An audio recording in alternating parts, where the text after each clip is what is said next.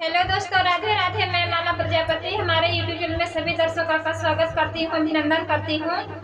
आज मैं एक बहुत ही प्यारा कारवाना गीत लेकर आई हूँ। अगर आप सभी को अच्छा लगे तो प्लीज लाइक करना, कमेंट करना और मेरे चैनल को सब्सक्राइब करना।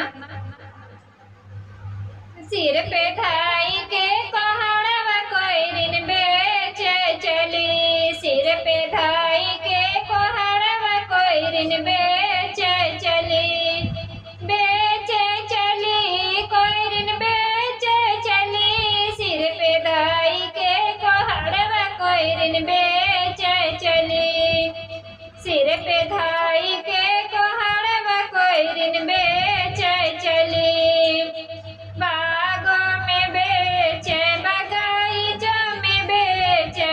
बागों में बेचे, बगीचों में बेचे, बेरी बेरी आम कोई रिन्हा मरी गली, सिर पे ढाई के कोहड़वा कोई रिन बेचे चली, बेरी बेरी आम कोई रिन्हा मरी गली, सिर पे ढाई के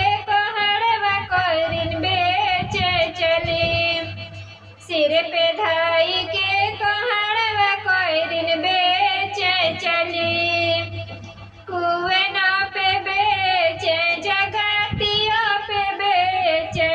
कुएं पे बेचे, जगतियों पे बेचे, बेरी बेरी आम कोई रिन्हा मरी गली, सिर पे ढाई के कोहड़वा कोई दिन बेचे चली, बेरी बेरी आम कोई रिन्हा मरी गली, सिर पे ढाई के कोहड़वा कोई दिन बेचे चली, सिर पे ढाई के कोहड़वा कोई दिन बेचे चली। सड़कों पे बेचे, सड़कियों पे बेचे,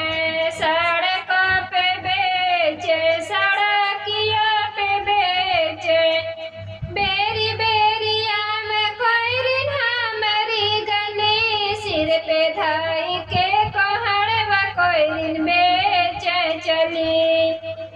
बेरी बेरी आम कोई रिन्हा मरी गली, सिर पे ढाई के कोहड़वा कोई दिन बेचे चली,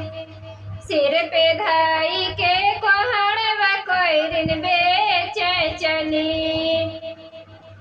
गाँव में बेचे, नगरिया में बेचे, गाँव में बेचे, नगरिया में बेचे, बेरी बेरी आम कोई रिन्हा मरी गली, सिर पे ढाई के कोहड़वा कोई दिन बेचे चली, बेरी बेरी आम कोई रिन्हा मरी गली, सिर पे ढाई के कोहड़वा कोई दिन बेचे चली, सिर पे ढाई के